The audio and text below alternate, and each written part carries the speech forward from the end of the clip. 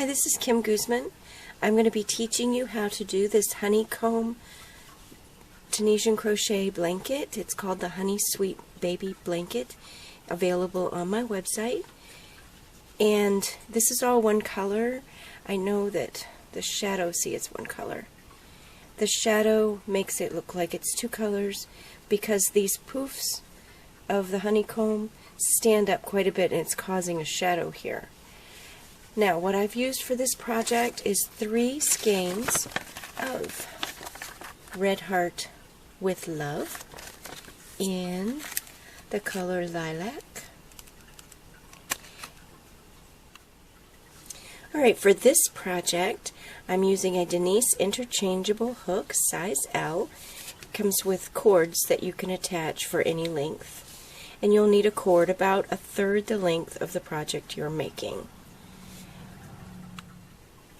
This project requires a stitch count of a multiple of 8 plus 11. So you are going to just start off with a multiple of 8, any multiple of 8, 16, 24, 32, and then add 11 to it and you'll be able to complete the project as written. For this project I'm going to use 16 plus 11, which means 27 chains. So I'm just going to work 27 chains.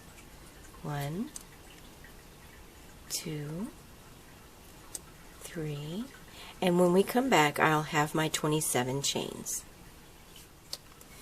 Okay, I have my 27 chains, and now I'm just going to pull up a loop. Now this is kind of long for a scarf because I do want you to practice the cables, but it would make a wide scarf. So if you wanted to just continue on these 27 stitches, you could, and it would just make a wide scarf, unless you're using a smaller hook, because that's pretty long. How big is that? Well, it might actually work because the cables do scrunch it up. So let's just see how it goes. It might just work for a scarf. And you will need practice because the cabling is a more challenging project. So I'm just going to pull up loops here in each chain. I skipped the first one, and then I'm going to pull up loops. Now when I get to the end, I'm going to have 27 loops on my hook, and see how I just pull them up there with my thumb and my fingers there. I just pull those loops up because it is hard. It's hard to get your hook in there. So you just pull it up and place it on the hook, and it makes it so much easier. And so I'm just going to be pulling up loops here, and I will have 27 loops on my hook when I get finished with this foundation. Okay, here I have 27 loops on my hook, and when you have a lot of loops on your hook when you're working in Tunisian, allow the loops to extend down the hook. You don't need to make sure that you scrunch them all up when you're picking them up. Just extend them and keep your hand lightly on the hook, right over the loops. Don't try to keep them in one spot or your hand is going to cramp. I guarantee you're going to have hand cramping if you do that. Now, for the actual blanket, I have chained 92 on the pattern, and if you'd like the pattern to follow along with the text, please find it on CrochetKim.com. I will also leave a link to it in the notes, the description of the video. So now I'm going to close the foundation. Chain 1 to close the first. That's just a yarn over and pull through 1. That's a chain 1. Now to close the remainder on this foundation row, I'm just going to yarn over and pull through 2 all the way across. All the way. I will end with 1 loop on my hook, which will be the first loop of the next row. It'll be the very first stitch, the next row. And just keep closing those all the way across. Alright, I've closed all my stitches, and this is how it looks here in the beginning. That would make a rather wide, I think that's 11 inches across. So that would make a really wide scarf. But if you were using a smaller hook or smaller yarn, you could still get away with a scarf with that. Now I am going to, for the first 3 rows, I am going to do a front post, back post stitch pattern. And how you do that, here's the first stitch. You always skip this little guy hanging out over here. This is the first stitch of the row. Do front post, you just go around the back of the stitch, and you go around the back of both posts here, and then yarn over and pull a loop through. Now I'm going to do a back post, and this one is a little more challenging. It does take some practice. Take your hook and put it behind your work and put it over the top of the 2. And see there, it looks like I got a little extra. Hold on. I'm only supposed to have 2 back there. There we go. There they are. And see, when I have to hold this in order to get the yarn through. Let's see.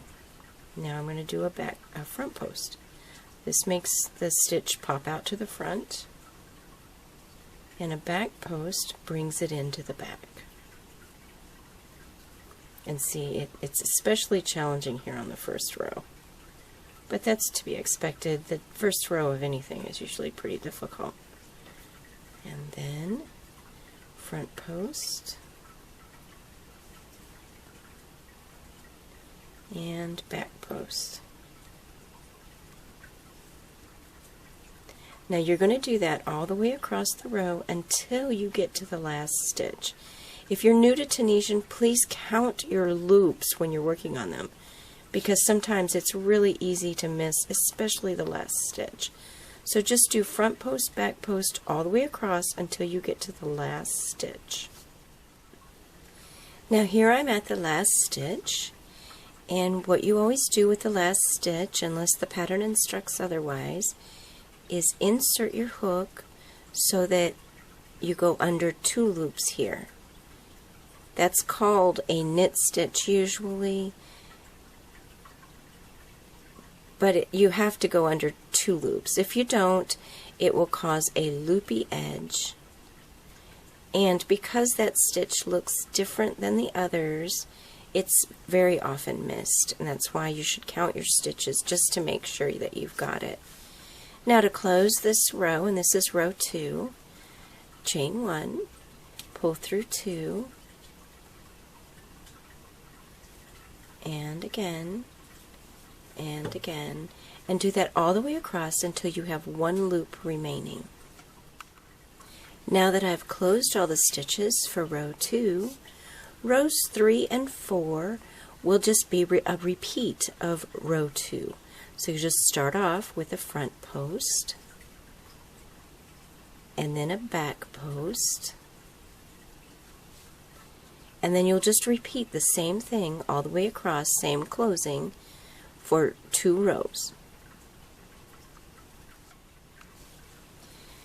Okay, now here I've completed my 4th row of front post, back post stitch pattern. And as you can see, it's not curling. That's the reason I've chosen to place this stitch pattern at the bottom and on the sides of this afghan, is because it helps with curling. Now if you still have excessive curling, or the stitch pattern is really difficult for you to do, try using a larger hook. Many times the curling will go away if you will use a larger hook, and your tension may be different than mine. You may have to go up a hook size. So now, to do the baby afghan and this small piece of the baby afghan, I am going to do front post, back post on the edges as well. So front and back and front and back. It's just right here on the edge. And then I'm going to do my stitch count, the 16. I'm going to do 16 knit stitches. Now remember, the knit stitch, here's the front vertical bar, here's the back vertical bar. When you pull them apart, you will see that it goes up in the top and down in the back. And what you need to do is insert your hook right in between from front to back and pull up a loop. And I need to do 16 here. 1, 2, 3, 4, 5, 6. You see how I just moved the loops down? Don't squish them up there. 7, 8, 9, 10, 11, 12, 13, 14, 15, 16.